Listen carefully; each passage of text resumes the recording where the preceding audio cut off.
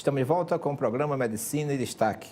Agradecemos àqueles que fazem conosco uma parceria para que esse programa se perpetue por muitos e muitos tempos. Então, muito obrigado a você que resolve de forma espontânea colaborar com o nosso programa para que ele exista, para que ele possa ser levado à população para o enriquecimento de toda a população. Você também, colaborador, parceiro, o nosso muito obrigado.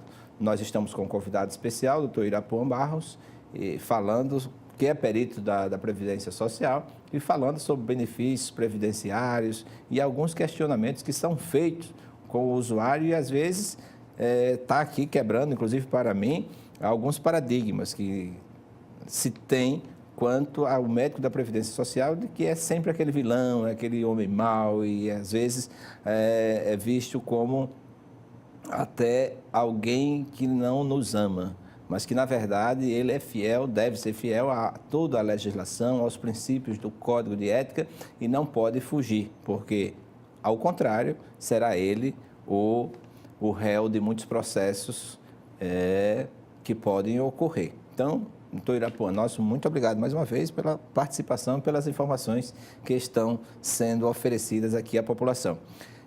Uma pergunta que nos é também provocada é quanto ao prazo de validade de um atestado médico ou de um exame complementar. Então, o médico dá um atestado, por quanto tempo? Eu tenho que renovar aquele atestado? Eu tenho que renovar aquele exame complementar? Como é que se vê isso como médico da Previdência? Professor, eu vou lhe responder essa pergunta em dois estágios. No primeiro momento, se o cidadão ele tem um atestado, digamos assim, de 30 dias, foi marcar a perícia por uma questão de acesso à perícia, ele só conseguiu marcar essa perícia para daqui a 60 dias. O atestado é de 30 dias, eu só preciso de uma fachada de 30 dias, mas a perícia eu só vou fazer daqui a 60 dias. Muitas empresas dizem, não, você só pode voltar a trabalhar quando fizer a perícia lhe dê alta. Isso é um equívoco, porque existe uma lei, um decreto assinado pela Presidente da República, na época, Dilma Rousseff, em 2016, é o decreto 8691, que autoriza qualquer trabalhador a retornar ao trabalho no final do prazo do atestado, mesmo que ele tenha marcado perícia ainda para o futuro. E aí ele volta ao trabalho na data do atestado, e aí quando ele for a data da perícia, ele vai até a perícia, o perito concede retroativamente aquele benefício dos 30 dias para ele levar o documento para a empresa. Então, o cidadão ele não precisa esperar a perícia médica para poder voltar ao trabalho. Este é um ponto. O outro ponto que você perguntou é essa questão da validade. Isso é muito comum. Muitas vezes o cidadão chega lá para o médico assistente, doutor, o meu exame tem mais de um ano, eu tenho que levar um exame novo para o INSS. Está vencido? Está vencido. Ou então, doutor, eu tenho uma perícia marcada para daqui a uma semana, eu tenho que levar atestado novo. E muitas vezes o médico assistente já deu um atestado 30 dias atrás, deixando muito clara a doença. Respondendo de forma curta, não existe validade de atestado ou de exame. A resposta longa depende da doença da pessoa. Então, se eu tenho uma doença que é, teoricamente, autolimitada, tipo, eu tenho uma hérnia de disco lombar, que é muito comum. As doenças de coluna lombar estão em primeiro lugar de concessão de benefício previdenciário, não só aqui em Alagoas, mas no Brasil todo. Então, eu tenho lá uma hérnia de disco lombar que me causa dor lombar, e aí eu faço uma ressonância magnética, está lá a minha hérnia de disco lombar. E aí eu fiz a perícia, o perito concedeu lá, 6 meses de afastamento do trabalho. E aí eu não melhorei naqueles 6 meses, pedi uma prorrogação, uma segunda perícia. Eu vou ter que levar um exame novo nessa segunda perícia? Necessariamente não. A gente sabe, pela literatura médica, que uma hérnia de disco, teoricamente, na maioria das pessoas, ela evolui, ou seja, ela melhora com o tempo. Na maioria das pessoas, outras não. Isso depende muito. Tomados os cuidados necessários. Exatamente. Né? Então, a gente sabe que em 6 meses ou no máximo um ano, essa hérnia de disco ela vai evoluir. Teoricamente, a pessoa vai melhorar. Isso vai depender muito da evolução. Cada paciente é um paciente, cada caso é um caso. E aí é o médico assistente que vai dar esse feedback ao perito. Então, se nessa perícia de prorrogação o médico assistente dá informação lá no atestado que o cidadão não melhorou, que ainda está em tratamento, que já está numa segunda linha de tratamento, necessariamente não vai precisar de um novo exame. Mas aí passou um ano ou até mais tempo do que isso, o cidadão ainda não melhorou, peraí, tem alguma coisa aí, é preciso investigar o que é que está acontecendo. Até o próprio médico assistente vai precisar de um subsídio maior para saber por que ele não está respondendo ao tratamento. E aí, necessariamente, vai ser necessário um novo exame. Mas aí, se eu tiver uma outra situação, uma doença que é incurável, vamos supor, né? Isso, que eu nasci com uma deformidade, uma deficiência no cérebro. Está lá bem claro, eu fiz uma ressonância, nasci sem metade do cérebro. Eu não vou nascer a outra metade do cérebro com o passar do tempo. Não vai crescendo. Então, aquele exame ele não tem prazo de validade, ele vai ser ad eterno, é aquele exame. Então, isso depende de caso a caso. Da mesma forma, o atestado, ele tem validade? Depende de cada caso. O médico assistente deu um atestado de 60 dias, e aí ele pediu uma prorrogação, daqui a 90 dias vai para a perícia de novo. Bem, aquele atestado era só de 60 dias, ele, digamos assim, perdeu a validade agora. Se eu vou prorrogar, eu tenho que ter uma nova avaliação do médico assistente informando por que ele não melhorou, o que foi que aconteceu, por que precisa de mais tempo de afastamento. Então, isso depende muito de caso a caso, depende muito da doença, depende muito do paciente.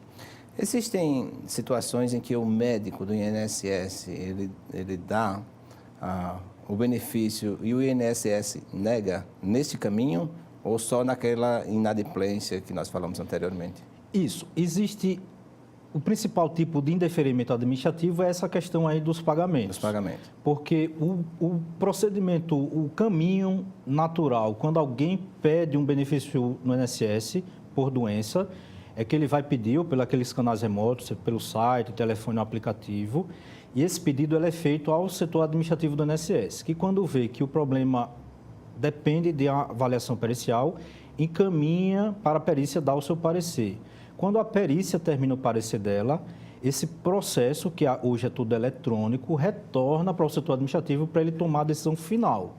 Então, se mesmo a perícia tomando uma decisão favorável, quando isso volta para a análise do setor administrativo e o setor administrativo vê algum problema ou de dados cadastrais, que pode acontecer, muitas vezes o cidadão está com o CPF inativado pela Receita Federal, por algum motivo, esse benefício não vai ser concedido.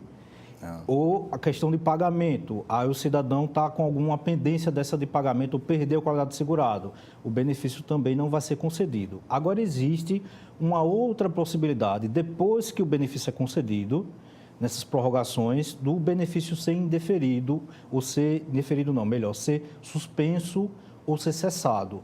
Que uma vez que o INSS, por algum motivo, chama a pessoa, convoca, por algum motivo, para algum esclarecimento, e a pessoa não comparece, se ele não comparece, o INSS primeiro manda a carta com um aviso de recebimento, e aí ele não compareceu na data. Aí o INSS publica em edital, ele não comparece, aí o INSS suspende o benefício por não comparecimento, e se o cidadão não comparecer em 60 dias, encerra o benefício.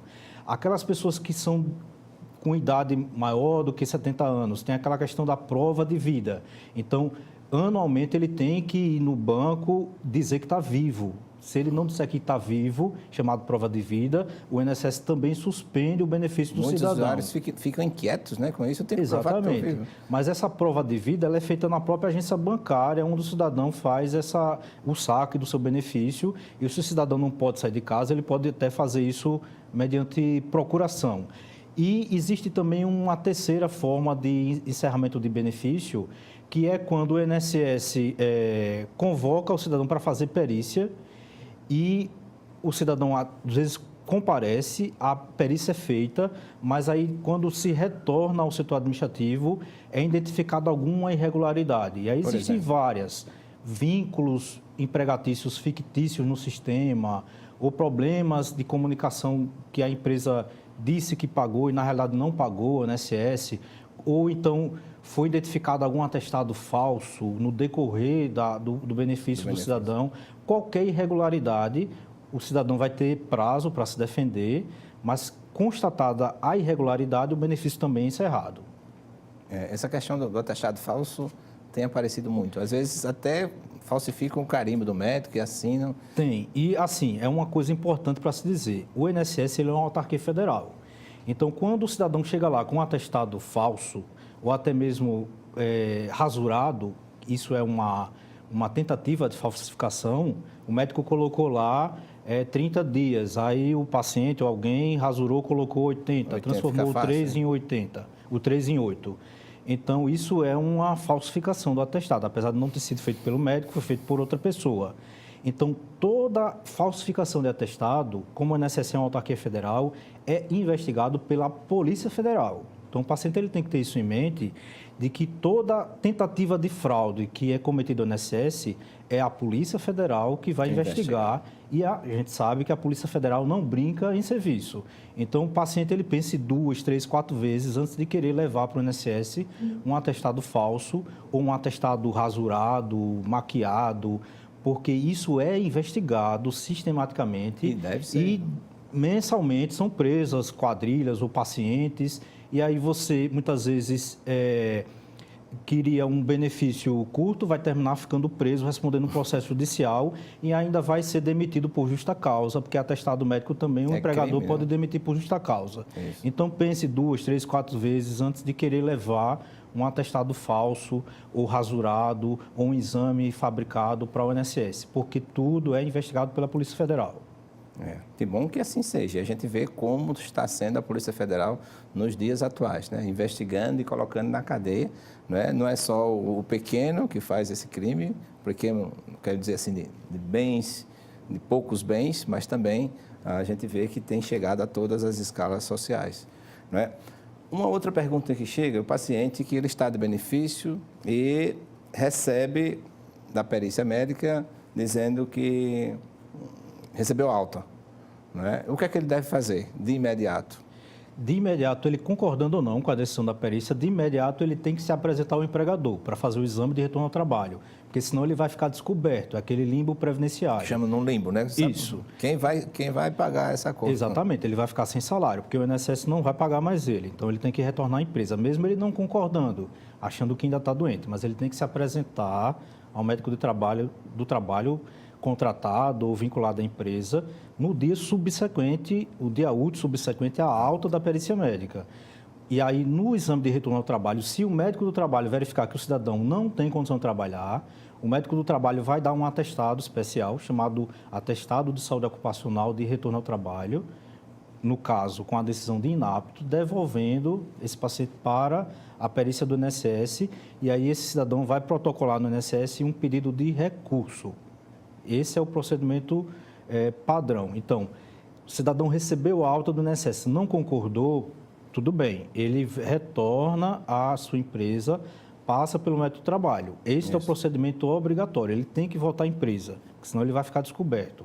E aí o médico do trabalho é que vai decidir, a priori, se ele vai estar apto para voltar, apto com restrição, provisório ou não, ou inapto, aí é quando devolve ele para o INSS. É recomendável que o médico do trabalho, nesse instante, o envie para o seu especialista, porque às vezes tem especialidades em que só aquele especialista é capaz de dizer se ele está ou não. Isso, depende muito do médico do trabalho. Muitas vezes você está diante de uma patologia que você não tem subsídio técnico para decidir. Vamos dar um exemplo clássico.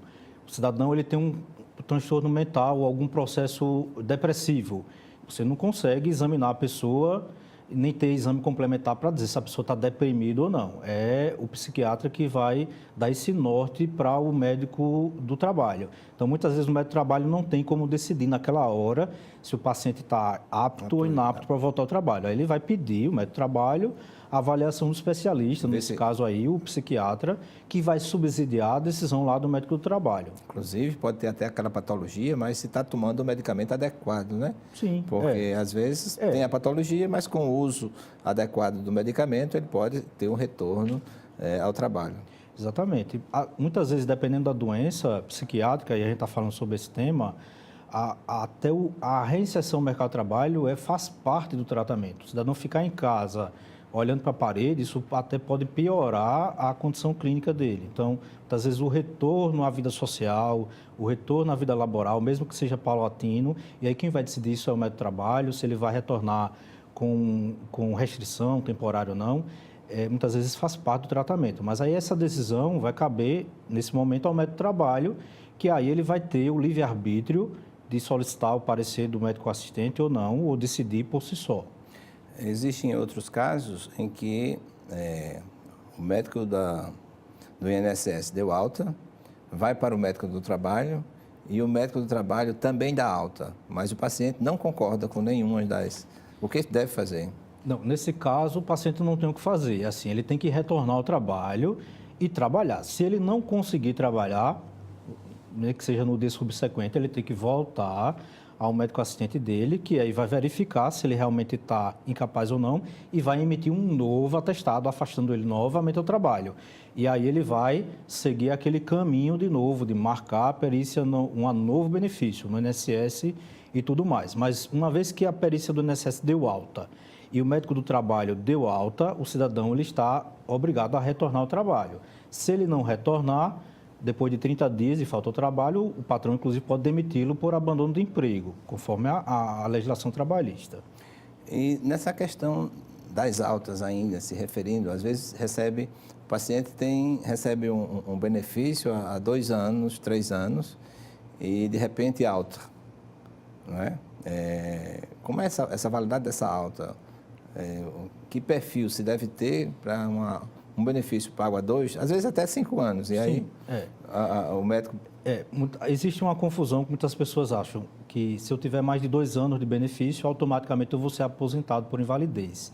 Isso não existe na CLT ou nas leis que regulamentam o regime geral da Previdência Social. Existe nas leis que regulamentam o serviço público. No serviço público, quem é servidor público, se passar mais de 2 anos afastado do trabalho pela mesma doença, ele compulsoriamente vai ser aposentado por invalidez no serviço público. Para o trabalhador vinculado ao INSS, que é do regime geral da Previdência Social, não existe esse lapso de tempo. Então, o cidadão pode passar 2, 3, 4, 5 anos, teoricamente, em benefício e, em determinado momento, receber alta do INSS. Isso depende da evolução da doença ou da incapacidade do cidadão. Quem vai fazer essa análise é o perito. Da mesma forma, se o paciente não concorda com a alta, é aquele caminho. Ele tem que voltar ao método de trabalho da empresa. O método de trabalho da empresa, se der inapto, ele vai entrar com um recurso. E mesmo esperando o recurso, com 30 dias depois, se ele achar, ele pode fazer isso concomitantemente. Dar entrada num novo benefício, marcar uma nova perícia, fazer tudo de novo, digamos assim. Mas a questão, se o tempo, se 2 anos ou mais 2 anos, automaticamente eu vou ser aposentado, o INSS não poderia me dar alta, isso não existe na legislação do regime geral da Previdência Social. Isso tem motivado, inclusive, o INSS a fazer passar um pente fino, né? O que é que motiva essa conduta do INSS? Isso é interessante, assim, porque também isso está muito em voga na mídia, que o INSS está convocando as pessoas há mais de 2 anos sem perícia, que estão em benefício por doença, a ser repericiado, e aí aparece nas mídias, né? 80% dos benefícios estão sendo encerrados. Existe na lei, a lei de 1991, um artigo que diz que todo aposentado por invalidez, obrigatoriamente ele pode ser repericiado, reavaliado a cada 2 anos. Isso nunca saiu do papel, porque o INSS sofre uma falta crônica de profissionais, de perito. Mas aí o que aconteceu em 2016, finalzinho de 2016 e início de 2017? O presidente da República, o Michel Temer, editou uma medida provisória obrigando a cumprir esse artigo da lei. Então, a partir de então, o INSS foi obrigado, mesmo tendo um número insuficiente de profissionais, e para suprir essa deficiência, os peritos, isso também foi uma adesão voluntária, foram obrigados a fazer hora extra. Então, o perito que fizer esse tipo de revisão, ele está trabalhando no horário extra de trabalho, hora extra, ele fazer essas revisões de pessoas que estão há mais de 2 anos, ou em benefício concedido pelo juiz, que são muitos desses casos que estão sendo avaliados, ou aposentados por invalidez há mais de 2 anos sem perícia. Então, por força da medida provisória, que se transformou em lei, que essas pessoas estão sendo chamadas. A pessoa é convocada, se a pessoa não comparecer, o benefício é encerrado por falta de comparecimento. É aquele segundo motivo que eu tinha falado, quando é que um benefício pode ser encerrado, mesmo já tendo sido concedido. Então, o cidadão, se for convocado, ele tem que comparecer E aí, mas eu não tenho exames novos ou atestados novos. Leve o que você tem, mesmo os antigos. Leve atestado antigo, exame antigo e vá à perícia, porque se não for, você vai ter o benefício encerrado. Se você já sabe que já está nesse critério, ou seja, eu já tenho mais de 2 anos de benefício, sem perícia, já tenho mais de 2 anos de aposentadoria sem perícia, então saiba que mais cedo ou mais tarde você vai ser chamado. Então já vá no médico, já peça exames novos, peça atestados novos e vá aguardando, porque quando você for convocado, você já vai ter tudo, menos risco, digamos assim, de ter o benefício suspenso, encerrado por falta de documentação médica, porque muitos que estão sendo encerrados atualmente são por falta de documentação médica, ou muitos, a gente tem casos assim, professor, esdrúxulos, tipo uma determinada cidadã que já estava há 15 anos de benefício por eclâmpsia. A gente sabe que eclâmpsia é uma condição clínica da gestação. A mulher pariu, acabou-se o problema da eclâmpsia. Então, ela estava gestante, tinha eclâmpsia durante a gestação, o juiz mandou conceder o benefício. E aí, esse benefício já estava há 15 anos sendo mantido, por uma coisa que ela se curou quando a filha dela nasceu, 15 anos atrás. A filha já está terminando quase o ensino médio e a mulher ainda estava de benefício. Então, esse tipo de concessão, ela é indevida, isso subtrai as reservas do INSS e compromete todo mundo, porque a gente está falando do dinheiro da Previdência Social, que interfere na minha aposentadoria, na sua, de todo mundo aqui, ou hoje ou no futuro. Que bom. E, às vezes as pessoas taxam o governo, que o governo é irresponsável, inconsequente, que manda fazer. Bastaria um exemplo como este para já motivar a responsabilidade de um dirigente da nação para fazer valer uma lei que é de 91, ou seja, quanto tempo atrás que válido, mas ninguém tinha essa vontade de fazer valer. Agora, nesse mesmo caminho, ainda se pergunta, eu sei que a cada 2 anos eu estou aposentado, eu sei que a cada 2 anos eu posso ser chamado. O que é que eu posso fazer para evitar um chamado e ser pego de surpresa? Eu posso fazer eu posso recadastrar essas informações que eu tenho? Como é que pode não existe assim nenhum recadastramento ou nada. É uma questão de que o sistema ele faz um sorteio dos que vão ser chamados. Preferencialmente estão sendo chamados os que estão há mais de 5 anos de benefício sem perícia. Mas com o passar do tempo isso vai chegar até os 2 anos. Então, mais cedo ou mais tarde, essas pessoas vão ser chamadas. Existe uma lei mais recente, aprovada no Congresso Nacional, que isenta dessa revisão, os maiores de 60 anos de idade. Sim. Então, se eu tenho mais de 60 anos de idade e estou há mais de 2 anos sem perícia, posso ficar tranquilo, porque eu não vou entrar nessa lista de revisão, se eu for aposentado por invalidez. Mas se eu for concedido um benefício judicial, aí não importa a idade, a lei ela só isenta os aposentados por invalidez com mais de 60 anos ou os que têm mais de 15 anos de aposentadoria e têm mais de 55 anos de idade. São os que a lei isenta dessa revisão. Mas quem tem menos idade do que isso e tem mais de 2 anos de perícia, mais cedo ou mais tarde essa pessoa vai ser chamada. Então, o ideal é que se você tem uma doença que lhe incapacita, lhe traz invalidez, é que você também não deixe para lá, que você, pelo menos uma vez por ano, vá no seu médico assistente, se consulte, acompanhe, porque se é uma doença crônica, precisa de um acompanhamento regular. Isso. E aí, em cada acompanhamento desse que você for, peça um atestado e vá guardando, porque mais cedo ou mais tarde você pode usar esses atestados para levar para a perícia do INSS.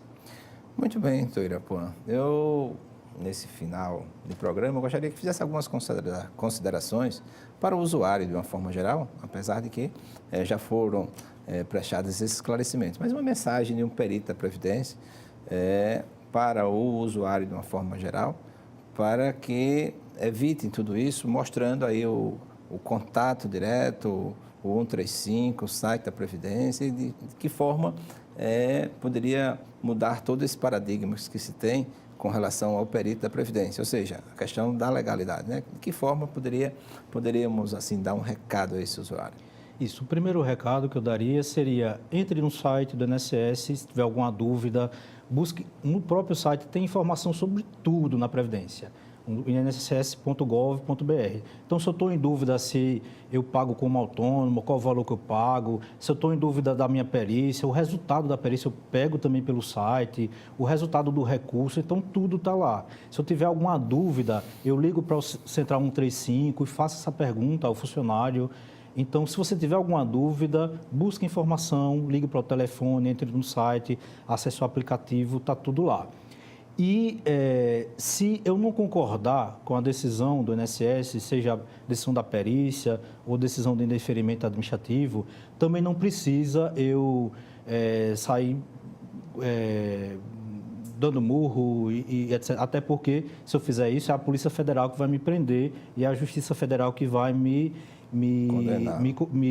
processar por desacato. Então, mesmo que você não concorde com determinada decisão, não precisa se afobar, digamos assim. Existem caminhos para você reclamar daquela decisão. Então, você pode reclamar pela ouvidoria do INSS, pelo site, telefone ou o aplicativo do celular.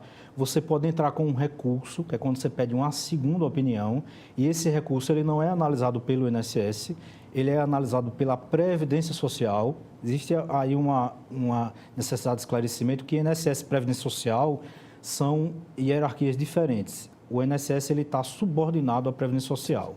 Então, quando eu peço um recurso, quem vai analisar o meu recurso é o médico da Previdência Social, que é uma hierarquia superior.